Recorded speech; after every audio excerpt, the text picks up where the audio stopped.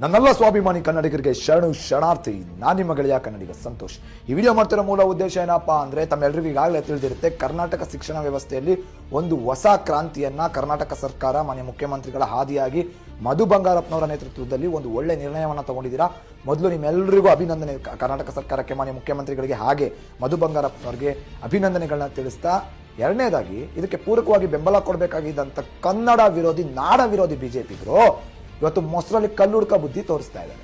ಏನಪ್ಪ ಈ ಬಿಜೆಪಿ ವಿರುದ್ಧ ತಂಟೆ ತಕರಾರು ಅಂತ ನೋಡೋದಾದ್ರೆ, ಈ ಮನೆ ಹಾಳರಿಗೆ, ಈ ಕನ್ನಡ ವಿರೋಧಿಗಳಿಗೆ, ಈ ನಾಡದ್ರೋಹಿಗಳಿಗೆ ಕನ್ನಡಕ್ಕಿಂತ ಪರಭಾಷೆನೇ ಹೆಚ್ಚು. ಕನ್ನಡ ತಮಿಳು ಅಂತ ಬಂದಾಗ ತಮಿಳು ಪರವಾಗಿ ನಿಲ್ತಾರೆ, ಕನ್ನಡ ತೆಲುಗು ಅಂತ ಬಂದಾಗ ತೆಲುಗು ಪರವಾಗಿ ನಿಲ್ತಾರೆ, ಕನ್ನಡ ಮರಾಠಿ ಅಂತ ಬಂದಾಗ ಮರಾಠಿ ಪರ ನಿಲ್ತಾರೆ, ಕನ್ನಡ ಹಿಂದಿ ಅಂತ ಬಂದಾಗ ಹಿಂದಿ ಪರ ನಿಲ್ತಾರೆ, ಕನ್ನಡ ಮಲಯಾಳಿ ಅಂತ ಬಂದಾಗ ಮಲಯಾಳಿ ಪರ ನಿಲ್ತಾರೆ. ಒಟ್ಟಿನಲ್ಲಿ ಕನ್ನಡಿಗರ ಪರವಾಗಿ ನಿಂತಿರೋ ಇತಿಹಾಸನೇ ಇಲ್ಲ. ಇವರ ಯೋಗ್ಯತೆಗೆ ಒಬ್ಬ ಕನ್ನಡಿಗನ ಜಯಂತಿಯನ್ನು ಆಚರಣೆ ಮಾಡೋ ಯೋಗ್ಯತೆ ಇಲ್ಲದ ಈ ಗುಳ್ಳೆ ನರಿಗಳು, ಈ ನಾಡದ್ರೋಹಿಗಳು, ಇವ್ರಿಗೆ ಕನ್ನಡ ಬೇಡುವಂತೆ, ಆದ್ರೆ ಹಿಂದಿ ಮಾತ್ರ ಇವ್ರ ತಲೆ ಮೇಲೆ ಹೊತ್ತು ಮೆರೆಸ್ತಾರಂತೆ.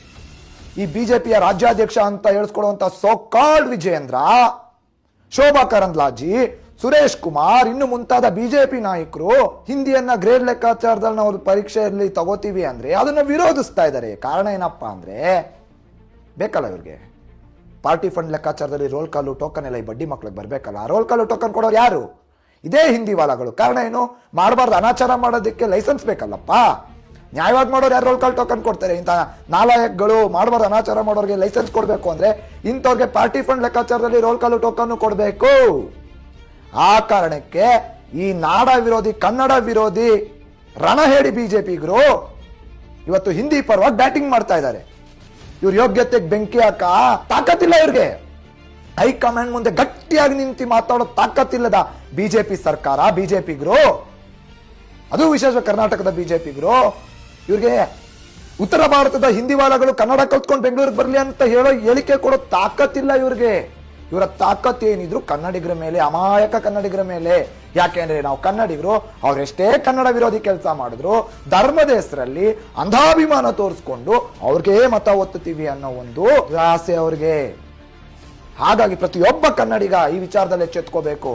ಸಾಕು ಈ ನನ್ನ ಮಕ್ಕಳು, ಹೌದ್ರಿ ನಾನು ಹಿಂದೂನೇ ಸ್ವಾಮಿ, ನನ್ನಣೆ ಮೇಲೆ ಇಟ್ಟಿರೋದು ಸಿಂಧೂರಾನೇ, ಆದ್ರೆ ನಾನು ಯಾಕೆ ಬಿಜೆಪಿಗರನ್ನ ಒಪ್ಪಲ್ಲ ಅಂದ್ರೆ, ಇಂಥ ಎತ್ತ ತಾಯಿ ಕುತ್ತಿಗೆ ಇಸ್ಕೋ ಕೆಲಸ ಮಾಡ್ತಾರಲ್ಲ ಇದೇ ನಾಡಲ್ಲಿ, ಇಲ್ಲಿ ನನ್ನ ತಿಂತ ಇಲ್ಲಿರೋ ಕನ್ನಡಿಗರ ಹತ್ರ ಮತ ಪಡೆದು ಕನ್ನಡಿಗರಿಗೆ ಕುತ್ತಿಗೆ ಇಸ್ಕೋ ಕೆಲಸ ಮಾಡ್ತಾರಲ್ಲ, ಈ ವಿಚಾರಕ್ಕೇನೆ ಬಿಜೆಪಿ ಕಂಡ್ರೆ ನಮ್ಗಾಗಲ್ಲ.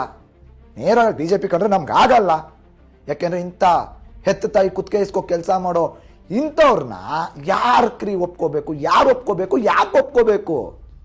ಸರಿ ಆಯ್ತು, ಕನ್ನಡದ ಮಕ್ಕಳು ಹಿಂದಿ ಹೇಗೆ ಕಲಿತೀವೋ ಹಾಗೆ ಹಿಂದಿ ವಾಲಗಳು ಕನ್ನಡ ಕಲ್ತಿಲ್ಲದ್ ಬರ್ಲಿ ನೋಡೋಣ, ಆ ಹೇಳಿಕೆ ಕೊಡ್ಲಿ ಬಿಜೆಪಿಗರು ನೋಡೋಣ.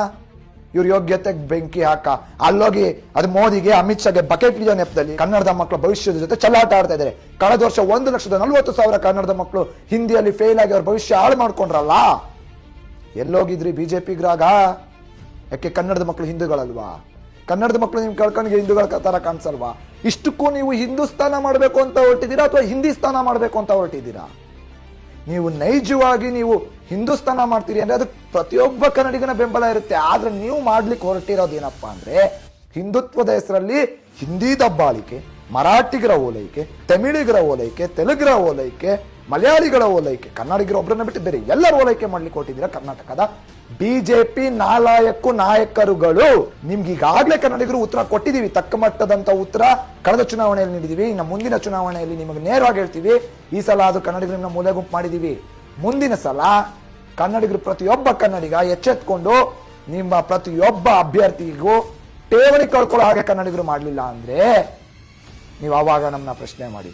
ನಿಮ್ಮ ಯೋಗ್ಯತೆಗೆ, ನಿಮ್ಗಂತೂ ಕನ್ನಡದ ಬಗ್ಗೆ ಬದ್ಧತೆ, ಕಾಳಜಿ, ಕಳಕಳಿ ಏನೂ ಇಲ್ಲ.